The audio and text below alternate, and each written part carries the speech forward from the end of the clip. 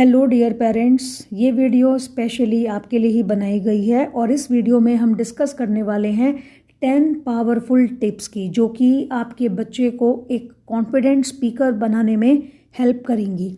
क्या आपके साथ भी अक्सर ऐसा होता है कि आप घर से बच्चे को प्रिपेयर करके भेजते हैं अच्छे से, मगर स्कूल में बच्चा उतना बेहतर परफॉर्म नहीं कर पाता जब बात आती है स्पेशली स्टेज पर बोलने की?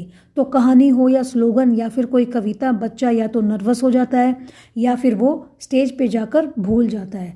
तो यहाँ आपको दी जा रही हैं 10 पावरफुल टिप्स, जिनका प्रयोग अगर आप घर पर बच्चे के साथ करेंगे तो आप महसूस करेंगे कि बच्चा पहले से बेहतर परफॉर्म कर पा रहा है।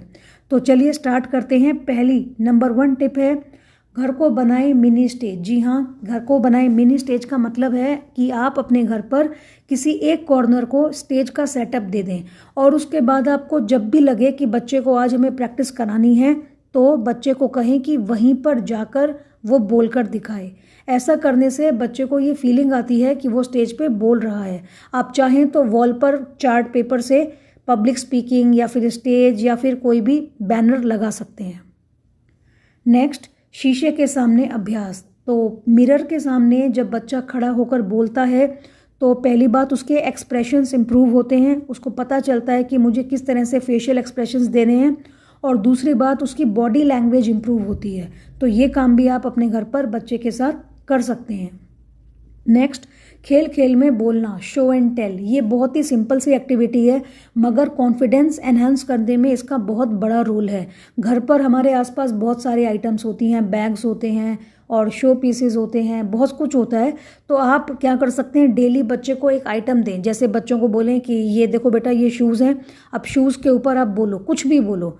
तो कोशिश करें कि बच्चा ज़्यादा से ज़्यादा बोले और ये जो आइटम्स हैं ये डेली आप बदलते रहें। आज शूज़ पर बोला, कल फ़ोन हो सकता है, परसों कुछ और आइटम हो सकती है। ये एक तरह की एक्सटेम्परी एक्टिविटी हो सकती है जिसमें बच्चा पहले से कुछ याद नहीं करेगा, लर्न नहीं करेगा, बस ऑन द स्पॉट उसको सेंटेंसेस बना बना कर बोलने हैं। नेक्स्ट है टंग ट्विस्टर्स। तो टंग ट्विस्टर्स का यूज़ करने से सबसे बड़ा फ़ायदा ये होता है कि बच्चे की लैंग्वेज में फ्लुएंसी आती है और क्लैरिटी आती है। तो अगर बच्चा साफ नहीं बोलता है या आपको लगता है कि बीच बीच में कुछ वर्ड्स वो स्किप कर जाता है, तो आप टंग ट्विस्टर्स दें बच्चों को और इससे आप देखेंगे कि बच्चे की स्पीच में बहुत क्लैरिटी आएगी। नेक्स्ट है विजुअलाइजेशन। तो विजुअलाइजेशन ऐसी टेक्निक होती है, इसका यूज़ जनरली जो बड़े बड़े स्पीकर्स होते हैं वो करते हैं, बट ऐसा नहीं है कि अगर बच्चे इसका यूज़ करेंगे तो इफ़ेक्ट नहीं आएगा। बच्चे भी इसका यूज़ कर सकते हैं और बहुत ही पॉजिटिव इम्पैक्ट इसका बच्चों में भी देखा जा सकता है। विजुअलाइजेशन, पहले आप बच्चे को समझा दें कि ये होता क्या है। विजुअलाइजेशन एक टेक्निक होती है जिसमें हम एक्चुअली में जो काम करना होता है, तो काम को करने से पहले हम पहले अपने मन में सोचते हैं कि हम वो काम कर रहे हैं। तो यहाँ पे बात हो रही है स्टेज पर बोलने की, तो बच्चे को आप कहें कि बच्चा मन ही मन सोचे कि वो स्टेज पर कोई कविता या फिर कहानी या फिर कोई स्लोगन सुना रहा है और उसके सामने ऑडियंस भी हैं, बहुत सारे बच्चे भी हैं, टीचर्स भी हैं।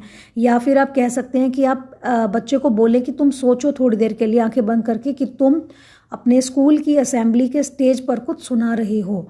तो ऐसा करने से क्या होता है कि बच्चा मेंटली प्रिपेयर हो जाता है उस एक्टिविटी को परफॉर्म करने के लिए। नेक्स्ट है श्रोता बने आलोचक नहीं। जी हाँ, जब बच्चा बोल रहा हो तो बीच बीच में उसको इंटरप्ट ना करें, उसको टोके ना। ऐसा करने से बच्चे का सेल्फ कॉन्फिडेंस डाउन होता है और बच्चे को ऐसा लगता है कि मैं जो भी बोल रहा हूँ उसमें बहुत गलतियाँ हैं। तो प्लीज़ उसे बीच बीच में टोका टाकी ना करें, उसको बोलने दें और अगर जो भी गलतियाँ हैं, फीडबैक हैं, वो आप बाद में बताएं। वीडियो बनाएं और फिर दिखाएं। तो बच्चा जो भी बोल रहा है पहले उसको प्रैक्टिस करने दें। जब वो 10-12 बार आपके सामने बोल ले उसके बाद आप वीडियो बनाएं। तो जब बच्चा वीडियो देखेगा, अपनी खुद की वीडियो, तो बच्चे को पता चलेगा कि क्या फेशियल एक्सप्रेशंस हैं और उसकी स्पीच में कितनी क्लैरिटी है, क्या कमी रह गई है, कहाँ कहाँ पे सुधार की ज़रूरत है। बच्चों को सिखाने का मौका दें। जी हाँ, कोई भी कविता और कहानी आप बच्चे को दे दें और उसके बाद कहें कि चलो अब तुम ये कहानी या कविता मुझे समझाओ। तो जब बच्चा आपको समझाएगा तो भी क्या होगा, उसका कॉन्फिडेंस लेवल हाई होगा, उसकी वॉइस में क्लैरिटी आएगी और उसको ये लगेगा कि हाँ, ये मेरे लिए बहुत आसान है। इसके बाद नेक्स्ट है कहानी सुनाओ और फिर सुनो। तो इसमें आपको क्या करना है, आपको पहले बच्चे को एक कहानी सुनानी है और उसके बाद बच्चे को कहना है कि वही कहानी वो आपको अपने शब्दों में बताए।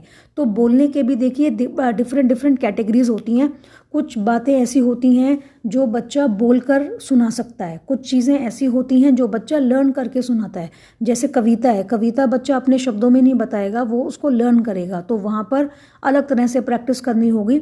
बट कुछ चीज़ें ऐसी होती हैं जो आप बच्चे को कहें कि ऑन द स्पॉट सुनाया करे, या फिर कहानी है तो वो अपने शब्दों में सुनाए। इसमें ऐसा ज़रूरी नहीं है कि बच्चा कहानी को एज ए टीज सुनाए, तो अपने शब्दों में भी बच्चों को बोलना आना चाहिए। और जब बच्चे एक बार अपने शब्दों में कहानियों को या फिर किसी किस्से को बोलना शुरू कर देते हैं, बोलना सीख जाते हैं, तो आप देखेंगे फिर उन्हें स्टेज पर जाने से बिल्कुल भी डर नहीं लगता।